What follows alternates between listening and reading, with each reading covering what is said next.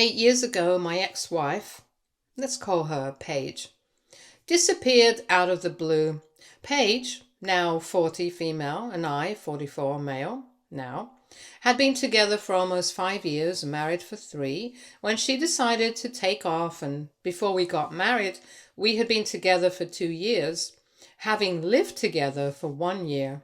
Clearly, we had been together for a significant chunk of time, and in the last few months leading up to her vanishing act, she had been increasingly irritable and difficult to be around.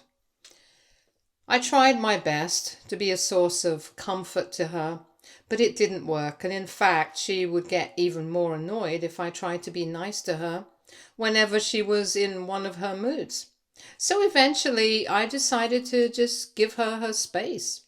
And she didn't like that either, so she would start accusing me of not caring about her.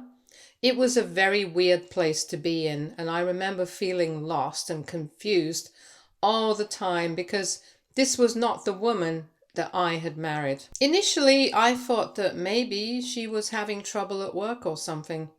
And since we were also trying to have a baby at that point, I thought maybe the stress of that was getting to her as well, because our attempts at having a baby were not going well.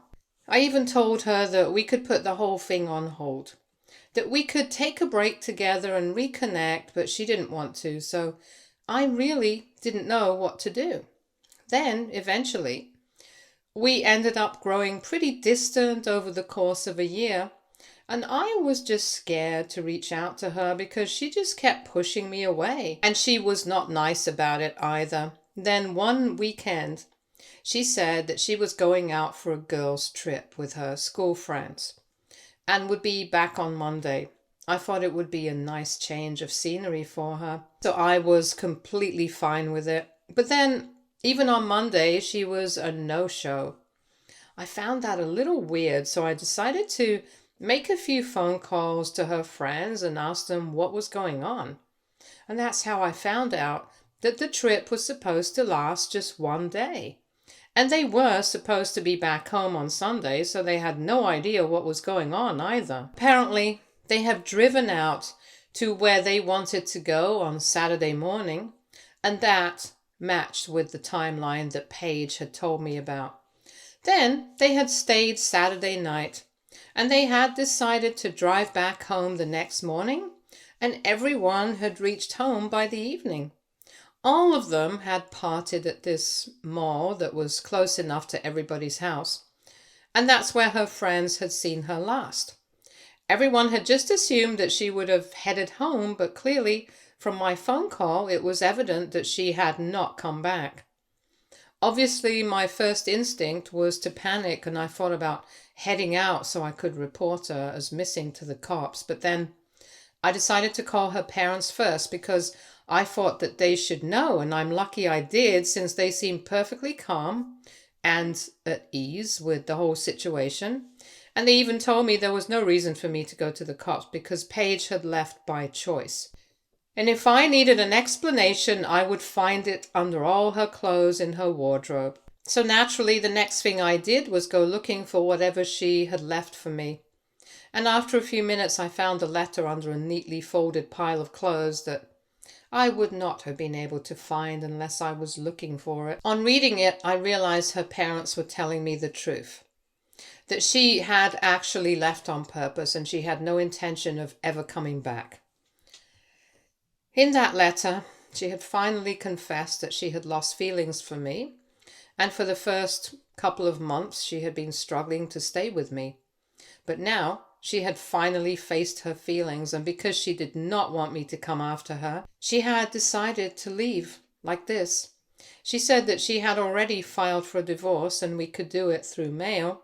She wouldn't have any objections to whatever terms I would propose, so we could go through it without ever meeting again. And apparently the reason she had lost feelings for me was not because I was inherently a bad person or anything, but because I was struggling to give her the one thing she had always wanted, a baby. She had tried to make her peace with it for a very long time, but she couldn't anymore.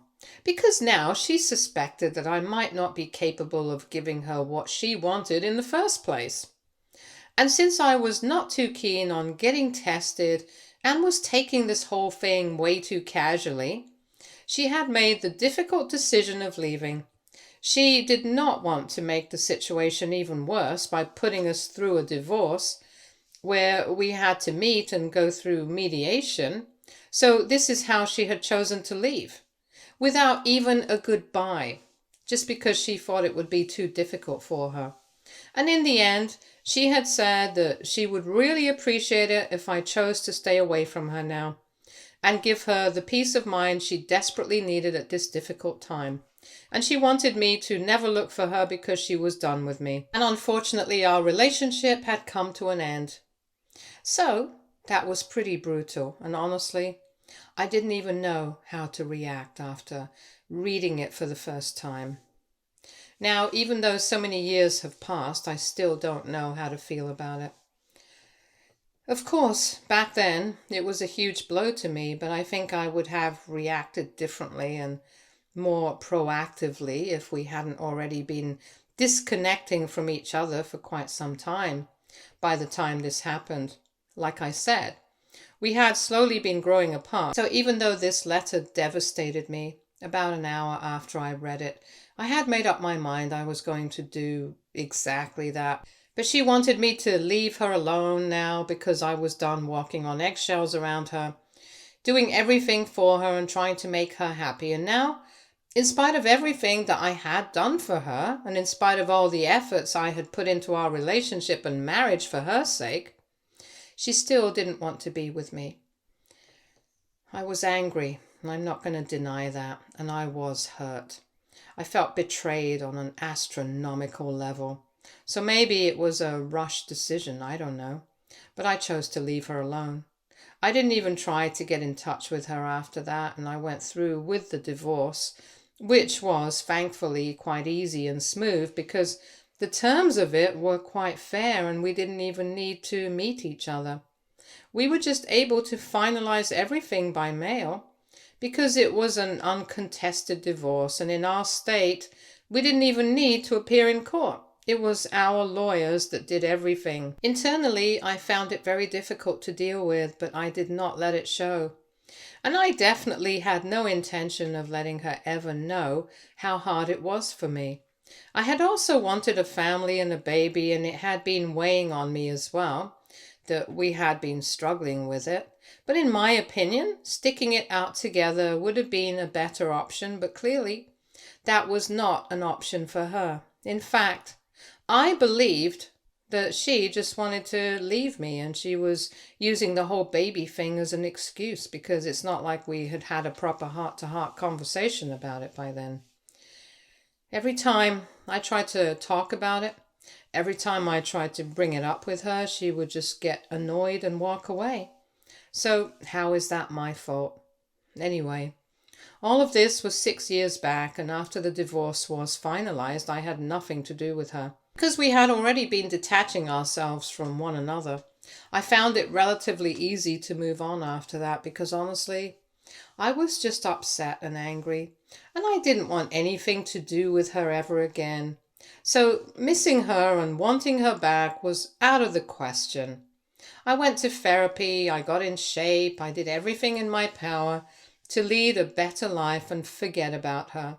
And I think it worked because now I'm married and I have my own family with a 4-year-old son and a 2-year-old daughter. Jessica and I have been together for 5 years, married for 4 years now, and I've never been happier.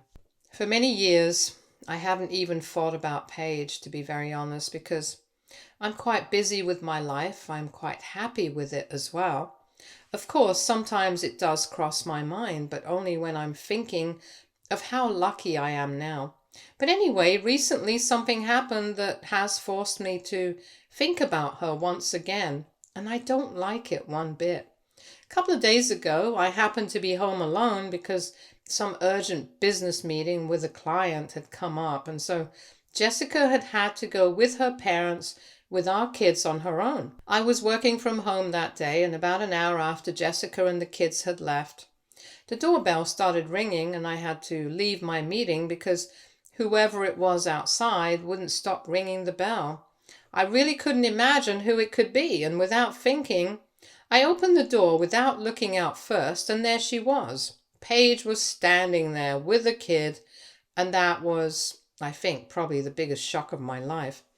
For a couple of minutes, I couldn't even make sense of what was going on, but then when I finally did, I asked her what she was doing here. Because as far as I was concerned, we were done. We had nothing to do with each other. And that was when she told me she believed it was finally time for me to meet my son, my first child. And she said that she was here to apologize and make everything right so we could go back to how it used to be. We could go back to how it used to be. And honestly, I'm still thinking about it and I'm dumbstruck.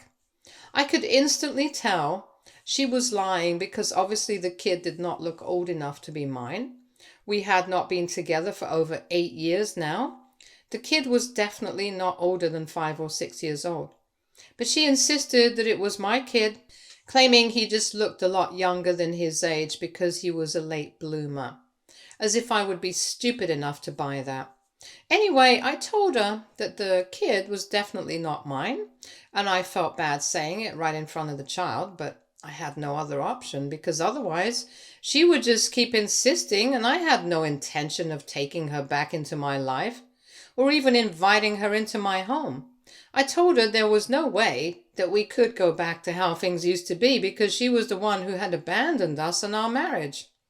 She was the one who had left without even bothering to say goodbye to me in person and clear things up with me. So now she had no right to ask me for anything at all. And most importantly, I had a family now. I was married. I have kids of my own. So I don't have any space for her in my life, and she needed to understand that and leave. I thought that she wouldn't have known all of that, but she actually revealed she knew all of it. And that was the reason why she had come by, because she thought that now that I had finally moved on with my life and I had kids of my own, I would be a little more sympathetic towards her and try to understand her predicament. She claimed that for the past couple of years she had been raising our child on her own, and apparently she hadn't even found out about the pregnancy after she had already left, and by then she didn't want to hurt me more than she already had. So she decided to stay away from me, but now she was getting older and she had yet to find a man who could compete with me. She said that she knew what she had lost, and she did not want to lose me once again. So for a couple of weeks now, after she had found out where I stayed through a couple of friends, she decided to wait for an opportunity to get me on my own so she could talk to me about all these things. Basically, she had been watching and observing our family for a couple of weeks, and when she realized that Jessica and the kids were outside and I was the only one at home, she decided to take her chance. She was speaking about it very normally, as if it was totally fine and not borderline creepy in a form of stalking. On top of that, she even insisted that the kid was mine, and she had had a very difficult time raising him on her own, on her single income, and she was sick and tired of being a single mom now. So she wanted me back in her life, and she wanted me to make things how they used to be and give her one last chance to prove herself, if not for our sake, then for our sons. I thought that she was being insane. I kept asking her to leave because she had the kid with her. I tried to be polite about it, but she was not having it. After a while, she started getting mad and started yelling at me. Even her son looked embarrassed. I was left with no other option but to slam the door shut and go inside to call the cops. Eventually, they showed up and they dragged her away while she was cursing at me and everything. And that was that. And since then, I haven't heard from her directly, but she has posted about this incident on social media. And her parents have also been trying to gain sympathy from everybody, especially by pointing out the fact that her kid had been with her at that point in time, and the only thing that she had ever wanted was some sort of support from me. They are making me out to be the villain here, and I just don't understand what to do about it because somehow people are falling for it. as well. A lot of people who used to be common friends with us have commented on her post, sympathized with her, and have reached out to me to let me know that I owe her an apology because life has been tough on her. As if it hasn't been tough on me. Of course, I have spoken about all of this with my wife, and Jessica thinks that whatever I did was totally justified. She thinks it was very creepy that she had been watching our family. She has even said that she would like to file a restraining order against this woman. I totally agree with her. I've even spoken to my lawyer about it, but the only thing that bothers me is the fact that so many people seem to think that I'm the bad guy here. It's making me think that they might have a point, and I shouldn't have called the cops that day. I don't know. I just feel weird about it now, since so many people are pointing it out. Again, my parents, my friends, and my wife don't think I did anything wrong, but they must be biased towards me. I don't know. I just feel so confused. I have no idea what I'm feeling anymore. I'm just lost right now. So I thought that posting here would be a good idea because at least people here would have an objective opinion on whatever has happened so far. So please enlighten me. AITA for calling the cops on my ex-wife when she showed up with her kid, claiming that it was mine, demanding that we go back to how everything used to be back when we were married after she was the one who actually left me first. Edit. So, since a lot of you have had this question, let me just clarify it. Back when we were married, I did not have a problem getting tested, and in fact, I had tried to bring that up with Paige several times. But she was the one who never wanted to have a conversation about the trouble that we were having getting pregnant. I think I mentioned it in my original post as well. She never wanted to discuss it, and she always shut me down whenever I brought it up, so how was I supposed to bring it up? Yes, I will definitely agree to the first time that she had brought up the idea of testing. I got a little freaked out about it, and I declined, but that was in the initial stages when we had just started trying. After that, I tried to talk to her several times, but she just didn't seem okay, and I did not want to force the conversation on her, especially when she was already acting so weird and distant. Plus, let me also just say that we were trying inconsistently, so that might have also been a reason. Anyway, my point is that it was very unfair of her to blame the whole thing on me and pretend as if I was the one responsible for our marriage breaking apart without even giving me a chance to explain or at least trying to fix it. We could have gone to therapy. We could have tried counseling. We could have tried so many other things to make it work. But she didn't want to do that. She just wanted to leave. And that's why she found the most convenient excuse for herself. And one day, she just took off. Now she's back again, and she wants everything to work out as per her convenience. But I'm sorry, that's not how real life functions, at least not in my world. I don't know what world she's been living in. I don't know why she thinks that she can just lie and get her way, and I don't understand how people are willing to believe her so easily. Update 1. Hey, thank you so much, you guys. It means a lot to me that so many people commented on my post. So many people were ready to support me wholeheartedly and confirmed what I had been thinking. That I'm not in the wrong here, and that everybody who is siding with her is screwing up because they don't know even part of what I have been through because I'm not broadcasting on social media, unlike her. It would be very easy for me to go out of my way and start posting crap about her on social media as well, just to gain sympathy. And I'm pretty sure that if I start posting my side of the story, I will get even more sympathy than she has because what she did was really wrong. But I'm not doing that because I don't want to air dirty laundry in public and I don't need sympathy from people. That's the biggest bit. For me, the fact that my own conscience and the people that I love know that I have done nothing wrong, not in the past and not now, is enough for me. I don't need validation from a bunch of strangers, and to be honest, That's what these people really are. Yes, we used to be friends earlier, but in the past couple of years after I got married to Jessica, we haven't had much contact because I've been busy with my life.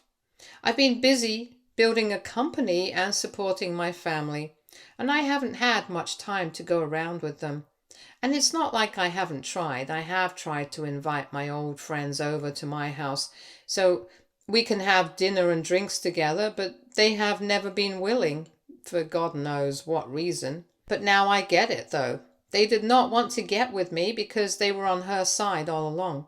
They were sympathizing with her and falling for her whole act of being the single mother who had the fortune of escaping from an unhappy marriage, even though I was doing everything in my power to make things better for her.